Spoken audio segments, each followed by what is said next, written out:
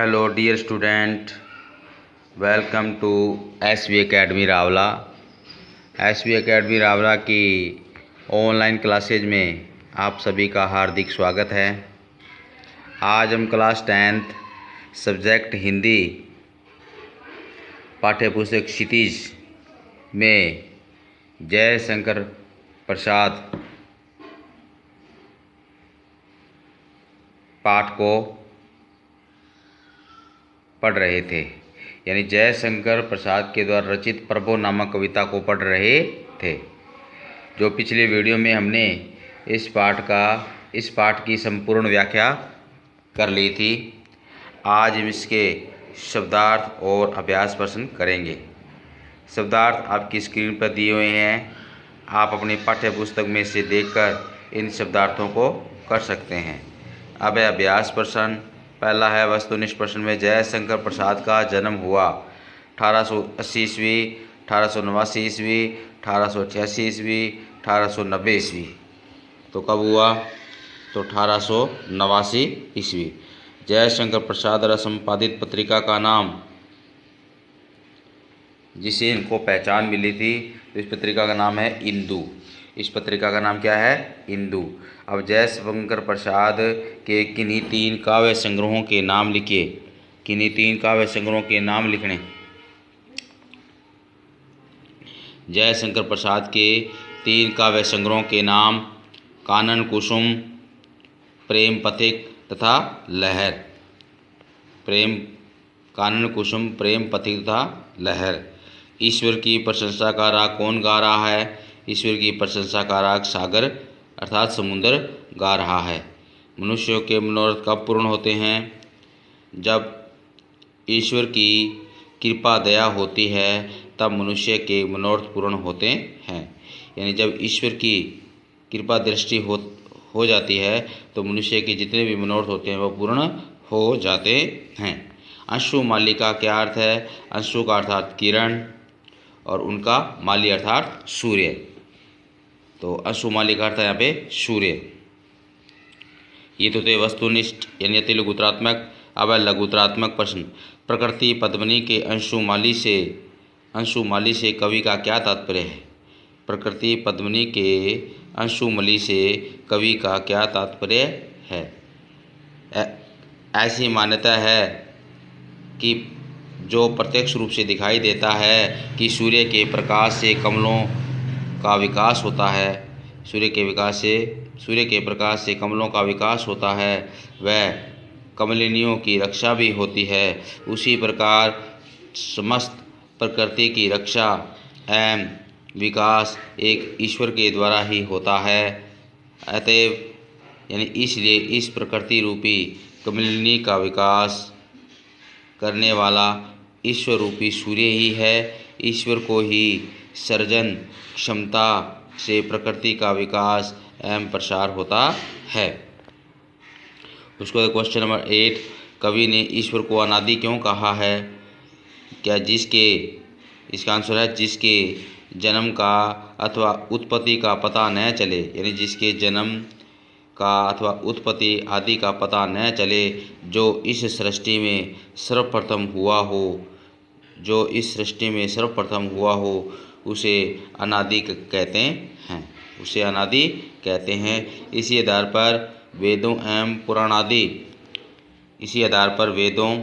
पुराणादि समस्त शास्त्रों में परमेश्वर अर्थात ईश्वर को अनादि कहा गया है।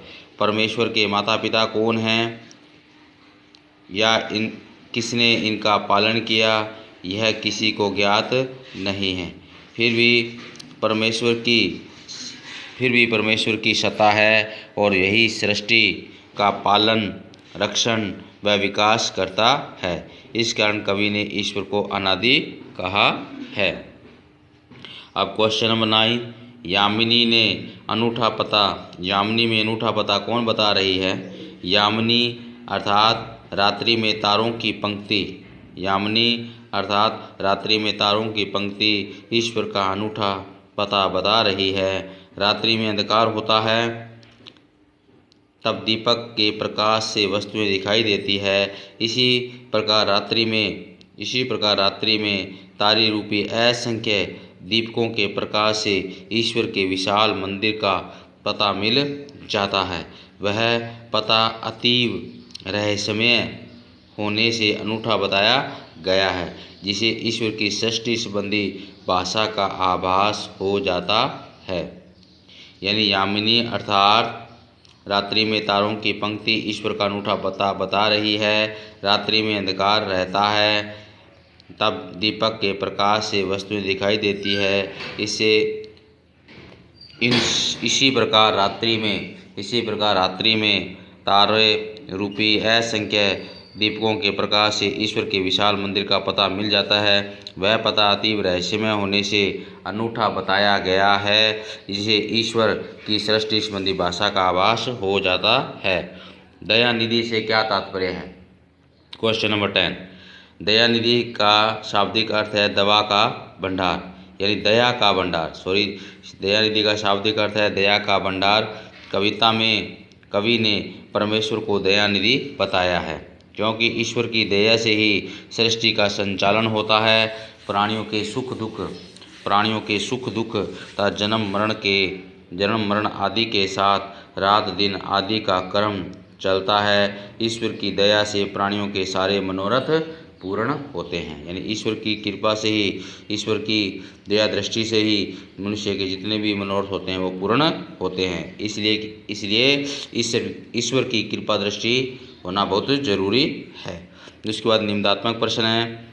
निम्नात्मक प्रश्न में प्रभु कविता का सार अपने शब्दों में लिखिए। प्रभु कविता का सार अपने शब्दों में लिखना। महाकवि जयशंकर प्रसाद ईश्वर की स्तुति करते हुए कहते हैं कि चंद्रमा की किरणों से ईश्वर की दिव्य ज्योति का स्वरूप पता चलता है। ईश्वर अनादि है, उसकी छाया असीम है, वह इस संसार लीला से ज्ञात हो जाता है। ईश्वर की सर्वव्यापकता का प्रसार सागर में दिखाई देता है और उसी से उसका स्तुति गान भी होता है। कवि कहता है कि हे प्रभु, आपकी मधुर मुस्कान चांदनी के रूप में तथा मधुर हंसने की ध्वनि नदियों के कलकल में सुनाई देती है।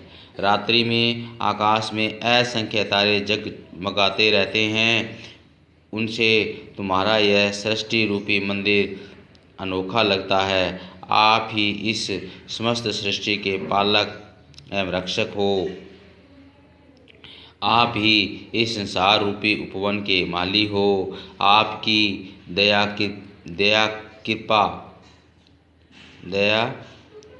कृपा से ही हम सभी के मनोरथ पूर्ण होते हैं। आप दया के समुद्र हो या दया के सागर हो, हम सभी आप पर पूर्ण आस्था एवं विश्वास रखते हैं। आशा है कि आप हमारी सभी पुकार अवश्य सुनेंगे। अब क्वेश्चन नंबर 12, प्रभु कविता की भाषा की विशेषताएं बतानी हैं। जयशंकर प्रसाद ने प्रारंभिक कविताओं में ब्रज भाषा का प्रयोग किया है, यानी उन्होंने प्रारंभिक भाषा में ब्रज भाषा का प्रयोग किया है, परंतु परवर्ती कविताओं की रचना शुद्ध खड़ी बोली में हिंदी में की है। प्रसाद की भाषा की यह विशेषता है कि इसमें अभिव्यक्ति की मधुरता एवं भावात्मकता के अनुरूप संस्कृत निष्ठ तत्सम शब्दावली का प्रयोग अधिक हुआ है। इस विशेषता के कारण प्रस्तुत कविता की भाषा तत्सम प्रधान है। इसमें भावगत गांभीर्य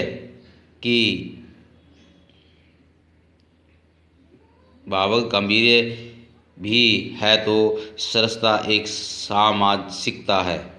कवि प्रसाद ने भावाभिव्यक्ति में सदैव सौष्ठव लाने का प्रयास किया है। इस कारण प्रस्तुत कविता की भाषा में सुंदर भावों के अनुरूप भाषा का प्रयोग किया है।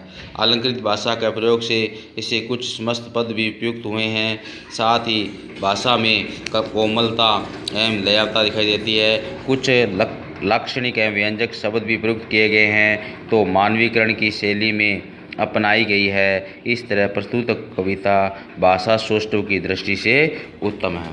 अब है क्वेश्चन नंबर 13, निम्नलिखित पंक्तियों की सह प्रसंग व्याख्या कीजिए। ये हमने इन दोनों की विशाल मंदिर की यामिनी डैश डैश पता अनूठा बता रही है, प्रभु प्रेम है प्रकाश तुम हो, असीम उपमन के तुम मालिक।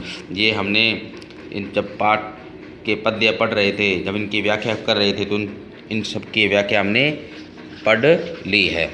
तो प्रिय बच्चों, ये थे लेसन नंबर 6 के 12 क्वेश्चन आज जो हमने कंप्लीट किए हैं। आप सभी ने इनके 12 क्वेश्चन कंप्लीट करने हैं। आज के लिए बच्चों इतना ही, धन्यवाद। नेक्स्ट वीडियो में हम आगे वाले लेसन पर चर्चा करेंगे।